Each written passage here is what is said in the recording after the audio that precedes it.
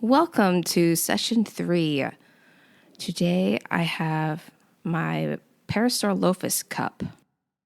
Yes, you heard that right. Cup, not mug. I'm just having water today. Gotta drive later.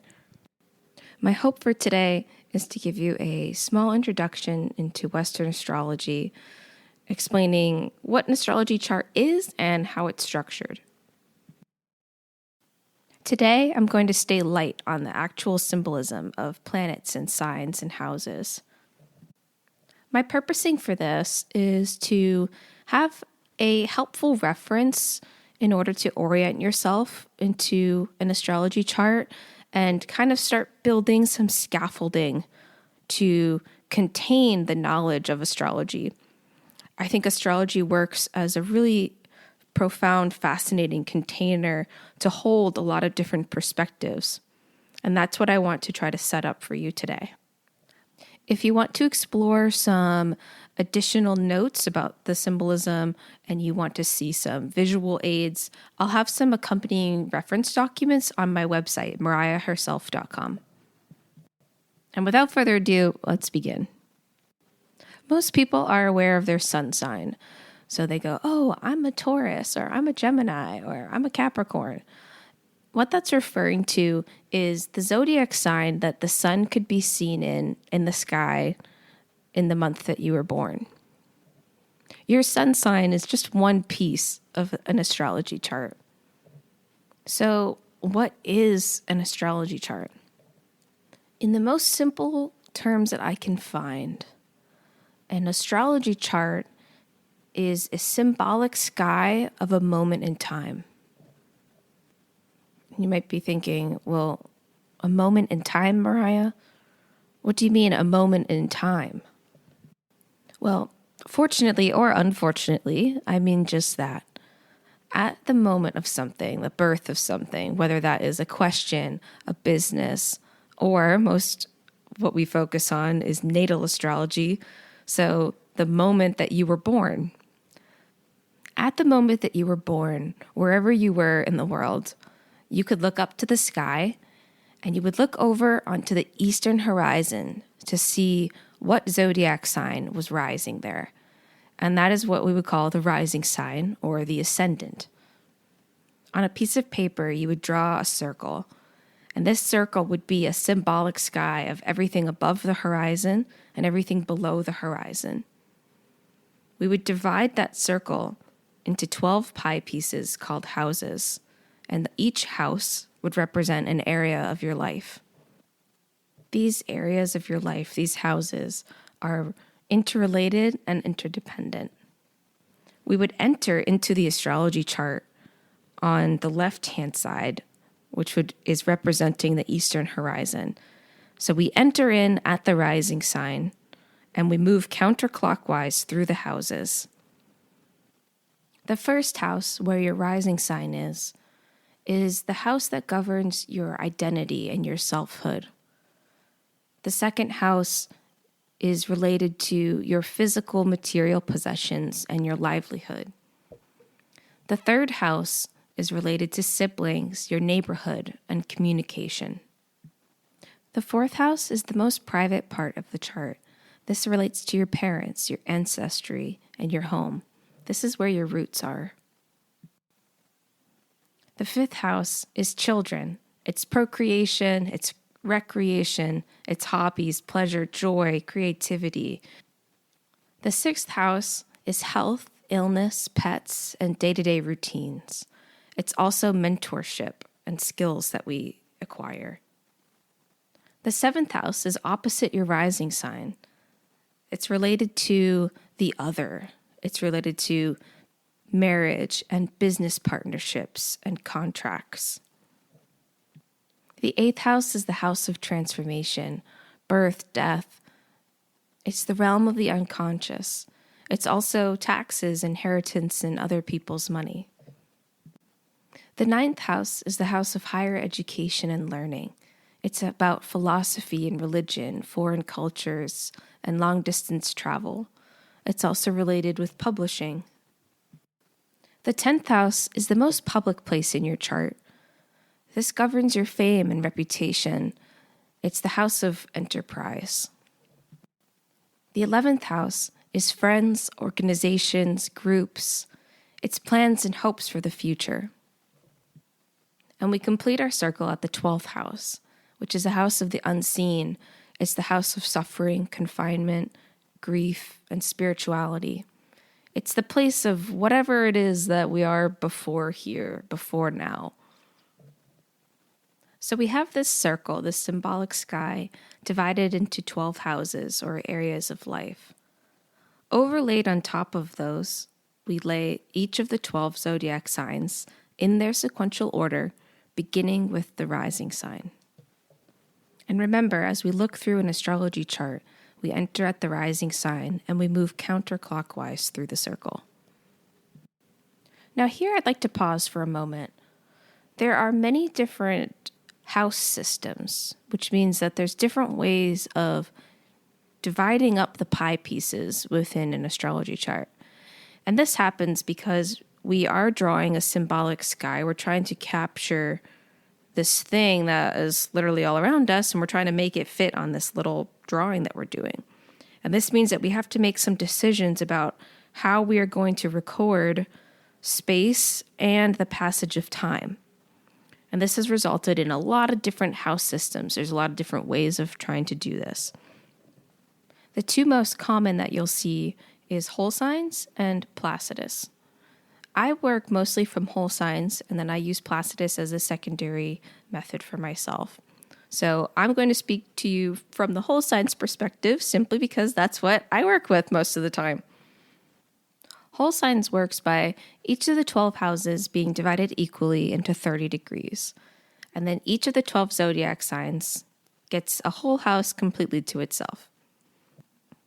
So for example, if your rising sign is Libra, your first house would be Libra, your second house would be Scorpio, and they would continue on in their sequential order, each sign to a house. The zodiac signs can be seen kind of like archetypes of human experience.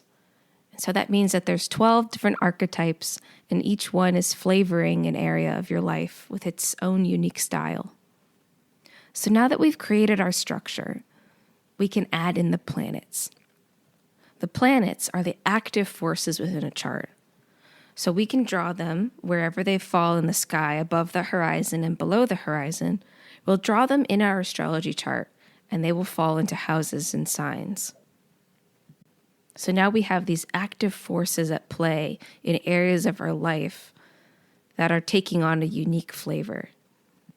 Each planet has a collection of symbolism and associations. It has a way of acting, a way of being. So looking at this active force, seeing what area of life it falls in and what flavor it's being influenced by, we start finding different associations and stories of how comfortable the planet is, how mobilized it is to do the thing that it wants to do. We also look at aspects, which are geometric lines of relationship. They're degrees of relationship between planets and placements in a chart that shows either harmony or challenge. Building off of the knowledge of houses and signs and planets, we can explore the symbolism of these things in action. We see how these things are interacting with each other, and we use it to spark conversation and meaningful exchange. There's so many more placements within an astrology chart, and there's so many techniques and methods in order to explore the things that astrology has to offer. And every astrologer will have a different access point into the chart that they prefer. And at this point is where we kind of branch off into the unique style of interpretation. Every astrologer approaching astrology is coming with their unique background, their unique culture and experiences and beliefs. And all of that influences how we translate astrology and how we interpret it. From my vantage point right now, it seems as though all of the big critics against astrology that have happened, they come from someone who is concerned about how astrology is being used and how it is being interpreted. And it's rooted in this fundamental disharmony between people about how astrology is used, what it means, and how people translate it. Astrology is a collection of knowledge. It's a tool that can be known or not known. It stirs up big questions about God, the universe, and the nature of our identity. And people just don't agree on that. There's no one way to interpret it at all. And no one perspective is better or worse than the other. The fact that there's many perspectives doesn't devalue any of them at all. It just shows that there's so many different facets to life, and there's so many different entry points into finding some meaningful things. There's a quote that I love by Robert Hand that I think encompasses this and applies to so much in life. And he said, "Which is truer, French or German?" The timeless tradition and language of astrology offers us so many valuable things. And in my opinion, one of the first things that it offers us is self-awareness. Every person interacting with astrology, whether they are an astrologer themselves or they receive a reading or they read horoscopes or what have you, your background, your experiences, your culture, your personality, your beliefs, all of this creates various biases that you enter into astrology with. It inherently influences your understanding of it and your translation of it. We should use this to our advantage. We can use this to better clarify for ourselves what things mean to us. And we can do this in relationship and in community with others. We can learn and benefit from the ways that others are stronger where we are not, and we can offer our strength to others as well. And we can do this with the language of astrology. With this beautiful tradition, this collection of knowledge, we can explore difficult questions together. Challenging but important questions that influence the undercurrents of our lives.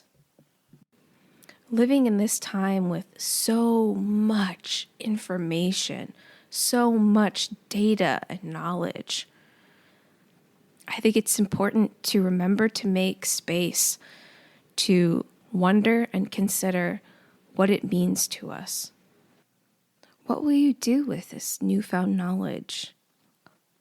When I think about all of the big critics against astrology throughout history, it's all kind of been rooted in a similar thing where you've had somebody who's been concerned about how astrology is being used and how it's being interpreted. Astrology stirs up those big philosophical questions like fate and free will. And people just don't agree on that. For some time, astrology has gotten into the scientific realm.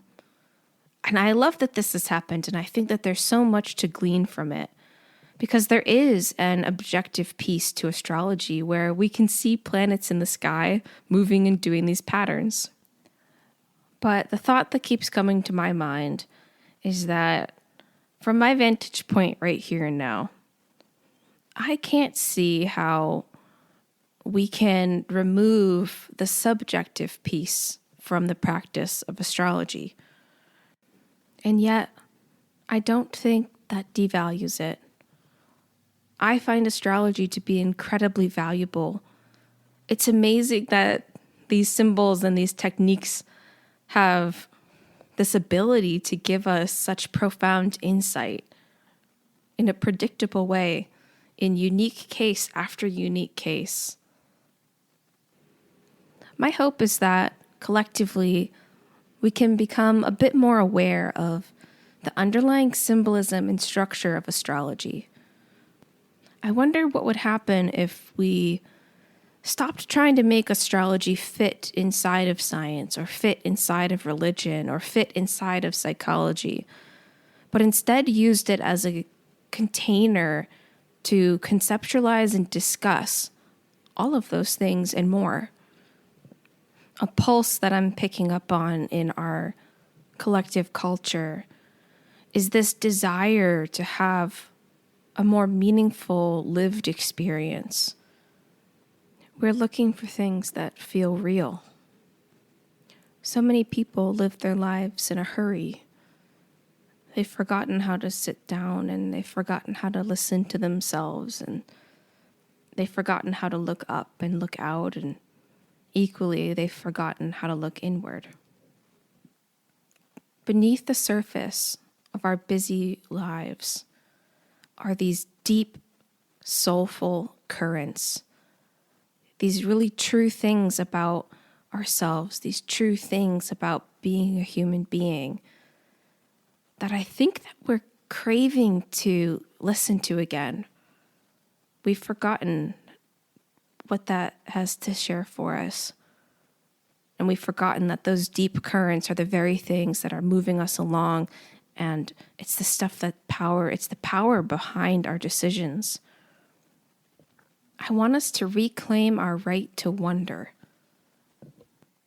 My hope is that you'll encounter the timeless language of symbol. I hope that you'll connect with your curiosity and your wonder. And if your curiosity leads you to me, my door is open, and I'd love to talk with you.